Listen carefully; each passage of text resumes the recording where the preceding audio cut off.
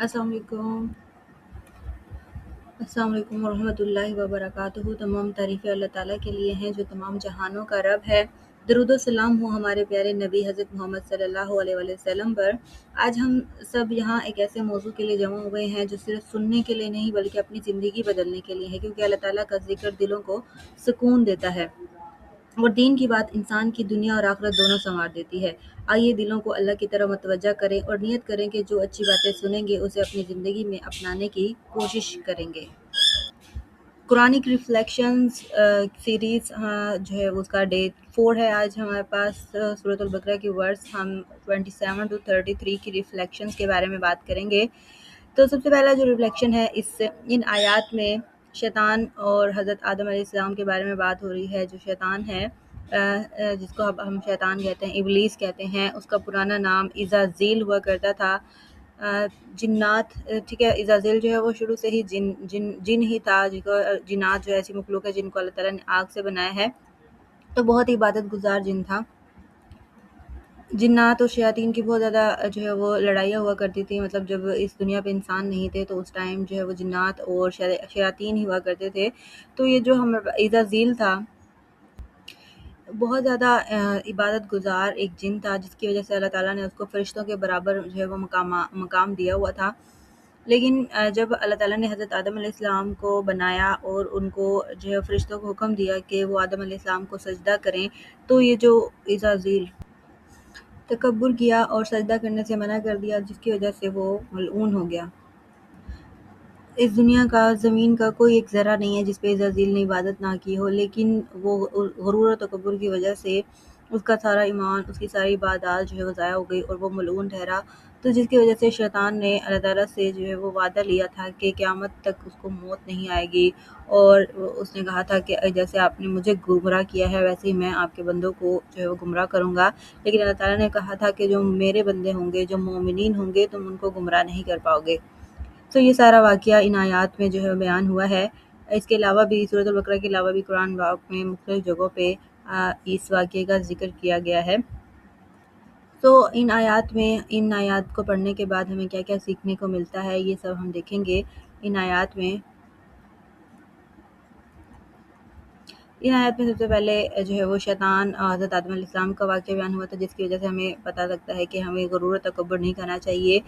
جو ایگو ہوتا ہے، تکبر ہوتا ہے، انا ہوتی ہے ہماری، وہ ہمارے ایمان کی دشمن ہے، بہت بڑی دشمن ہے۔ ہماری نیکیاں کیسے ضائع ہو جاتی ہیں ہمیں پتہ بھی نہیں چلے گا کہ جب اگر ہمارے اندر ایک ذرہ برابر بھی تکبر ہوگا، غرور ہوگا، حسد ہوگا، تو ہماری نیکیاں کرنے کے باوجود بھی ہم ان کو سنبھال کے نہیں رکھ سکتے، کہ مطلب نیکیاں کرنا ہی صرف ضروری نہیں ہوتا، ان کو سنبھالنا بھی ضروری ہوتا ہے۔ تو ان ساری چیزوں سے ہمیں بچنا ہوگا۔ دوسرا، اس کے علاوہ اللہ تعالیٰ اپنے بندوں کے حقوق کو میں کوتاہی معاف نہیں کرتا۔ حقوق العباد کے بارے میں ان آیات میں بات ہوئی ہے کہ حقوق العباد کے بارے میں تو جو ہے وہ لازمی سوال کیا جائے گا۔ اللہ تعالیٰ نے کہا ہے، اللہ تعالیٰ فرماتا ہے کہ میں اپنے حقوق معاف کر دوں گا، لیکن بندوں کے حقوق میں جو کوتاہی ہوگی اس کو معاف نہیں کروں گا جب تک بندہ خود معاف نہیں کرے گا۔ تو اپنے والدین کے، اولاد کے، رشتہ داروں کے، بہن بھائیوں کے، بیوی کے، شوہر کے، ان سارے حقوق کے بارے میں، فرائض کے بارے میں ہم سے پوچھا جائے گا، تو ہمیں اس کے بارے میں جو ہے وہ لازمی سوچنا چاہیے۔ شیطان کے تکبر نے اور سجدہ نہ کرنے سے وہ ملعون ہو کر جو ہے اس کو اللہ تعالیٰ نے وہاں سے نکال دیا اور وہ ملعون ہو گیا قیامت تک کے لیے، انسانوں کے لیے۔ تو ہمیں ان کے شیطان کے واقعے سے عبرت لینی چاہیے، ہمیں اپنی نیکیوں پر غرور نہیں کرنا چاہیے۔ بے شک اللہ تعالیٰ ہمارے دلوں کے حال جانتا ہے، پھر چاہے وہ ظاہر ہو یا پوشیدہ۔ ہم کچھ بھی کریں، کچھ بھی سوچیں، ہمارے دلوں میں کیا ہے، ہم کیا چاہتے ہیں، اللہ تعالیٰ ہر اس چیز سے واقف ہے، ٹھیک ہے۔ تو پھر کچھ انسان یہ کہتے ہیں کہ اللہ تعالیٰ کو جب پتہ ہے کہ ہمارے دلوں میں کیا ہے تو وہ ہمیں ویسے ہی بغیر مانگے کیوں نہیں عطا کر دیتا۔ تو ایسا نہیں ہوتا، بلکہ اللہ تعالیٰ چاہتا ہے کہ اس کا بندہ ہر ایک چھوٹی بات اس کے ساتھ شیئر کرے، اس سے مانگے، اس کو بتائے۔ تو جو ہے وہ اللہ تعالیٰ جو ہے وہ یہ چیز اللہ تعالیٰ کو بہت زیادہ پسند ہے۔ بے شک اللہ تعالیٰ ہمارے دلوں کے حال جانتا ہے، لیکن ہمیں مطلب اللہ تعالیٰ کو بہت پسند ہے جب ہم اللہ سے اپنا دل کا حال بیان کرتے ہیں۔ اے اللہ، ہمیں تکبر کرنے والوں میں شامل نہ ہونے دینا۔ ہمیں دعا کرنی چاہیے کہ ہم تکبر کرنے والوں میں شامل نہ ہو جائیں۔ جانے انجانے میں ہمیں پتہ بھی نہیں چلتا کہ کب ہم تکبر کر رہے ہیں، کب ہم غرور کر رہے ہیں، کب ہم اپنے آپ پر، اپنی نیکیوں پر، اپنے اچھے ہونے پر جو ہے وہ تکبر کرنا شروع کر دیتے ہیں، اوور کانفیڈنٹ ہو جاتے ہیں، ہمیں پتہ ہی نہیں چلتا۔ تو اس چیز سے ہمیں بچنا چاہیے۔ اللہ تعالیٰ جسے چاہتا ہے صراط مستقیم کی ہدایت دیتا ہے۔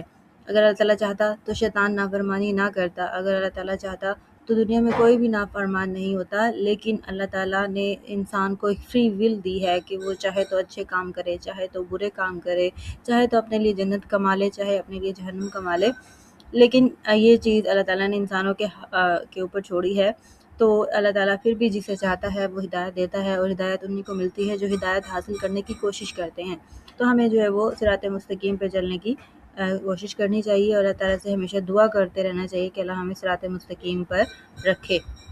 یہ دنیا آزمائش کی جگہ ہے، یہ دنیا پرماننٹ نہیں ہے، یہ ایک ٹیسٹ ہے۔ یہاں پر ہمیں ٹیسٹ کے لیے بھیجا گیا ہے کہ ہم اچھے اعمال کر کے اللہ تعالیٰ کی فرما برداری کرتے ہیں، جنت کماتے ہیں، یا اللہ تعالیٰ کی نافرمانی کرتے ہیں، غرور کرتے ہیں، تکبر کرتے ہیں اور اپنے لیے جہنم میں گڑھا کھود لیتے ہیں۔ تو یہ ایک دنیا ایک ٹیسٹ اور ٹرائل کی جگہ ہے، اس کو یہاں پر ہم نے پرماننٹ نہیں سمجھنا ہے۔ ہم اپنے آپ کو یہیں پر جو ہے وہ سمجھتے ہیں کہ یہی دنیا ہے، بس سب کچھ یہیں پر کر لیں، ہم سب کچھ ہم یہیں پر کرنا چاہتے ہیں، تو ایسا ہمیں نہیں کرنا چاہیے۔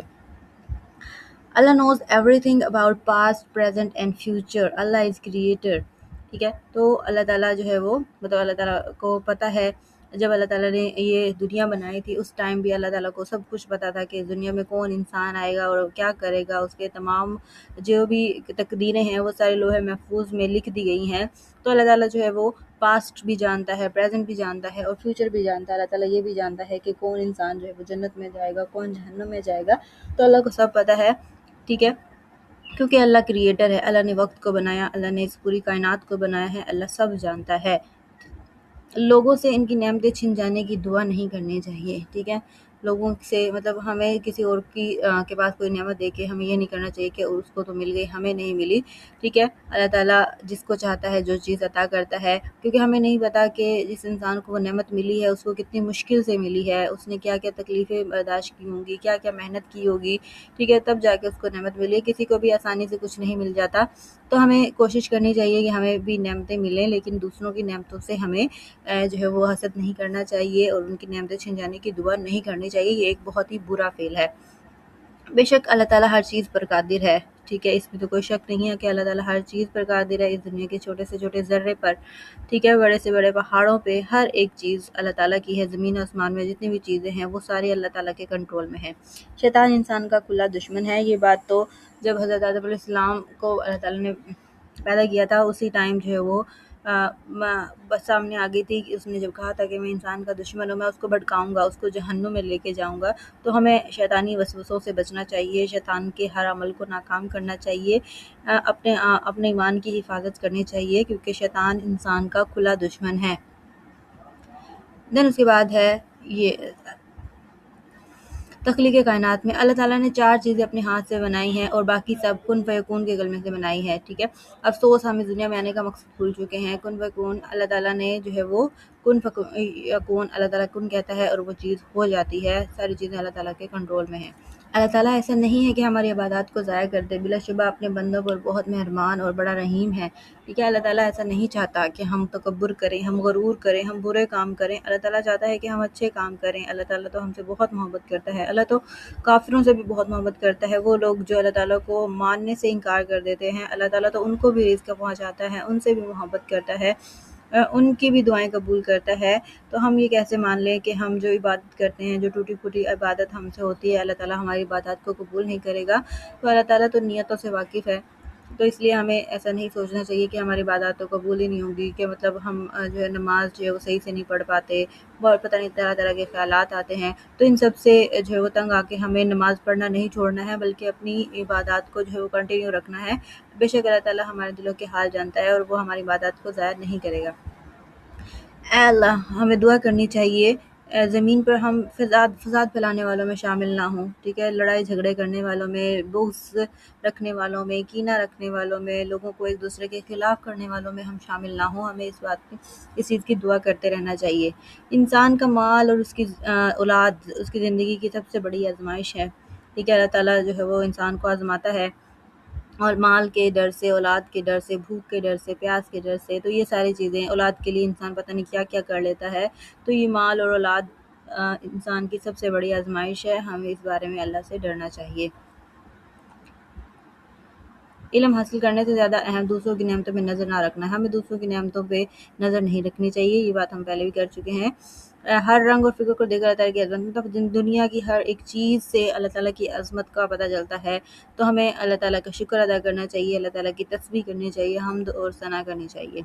انسان دنیا میں اللہ کا خلیفہ ہے. اللہ تعالیٰ نے انسان کو اپنی عبادت کے لیے پیدا کیا ہے اس دنیا میں، اور عبادت صرف نماز، کلمہ، روزہ تک محدود نہیں ہے، بلکہ زندگی کے ہر پہلو میں اللہ تعالیٰ کو یاد رکھنا، اللہ تعالیٰ کے ہمارے نبی کے بتائے ہوئے طریقوں کے مطابق عمل کرنا، کھانا کھانا، ٹھیک ہے، کھانے کا طریقہ، ہر ایک چیز جو ہے وہ اللہ تعالیٰ نے بتائی ہے. تو ہر کام اگر ہم اللہ کی مرضی سے کریں گے تو وہ ساری ہی ہماری عبادت بن جائے گی.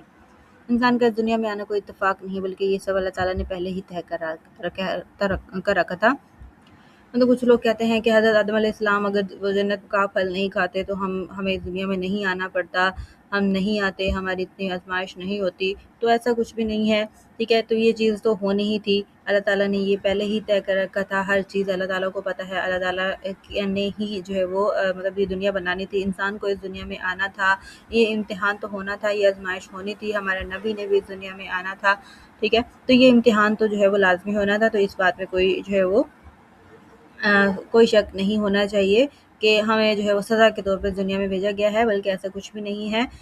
ہمیں جو ہے وہ اس دنیا میں آزمائش کے لیے، ٹیسٹ اور ٹرائل کے لیے بھیجا گیا ہے. کیا ہے کہ ہم اچھے کام کرتے ہیں یا ہم بھٹک جاتے ہیں، ہم نافرمانوں میں سے ہو جاتے ہیں. اللہ تعالیٰ ہمیں بار بار یاد دلاتا ہے کہ میں تمہارا رب ہوں، ٹھیک ہے. بے شک ہمارا رب اللہ تعالیٰ ہی ہے، اللہ تعالیٰ نے ہمیں بنایا ہے، اور ہر چیز اس دنیا کی اللہ تعالیٰ نے بنائی ہے. یہ سارا جو ہے وہ ہمارے پاس ہے. سورۃ البقرہ کی ورسز 27-33، ٹھیک ہے، ان کی ریفلیکشنز ہیں جو میں نے آپ لوگوں کے ساتھ شیئر کی ہیں. ہوپ فلی آپ لوگوں کو جو ہے وہ اچھی لگی ہوں گی. اگر کوئی بات پسند آئے تو اس کو لازمی اپنی زندگی میں اپلائی کیجیے گا، اور میرے لیے دعائیں لازمی کیجیے گا. Thank you so much.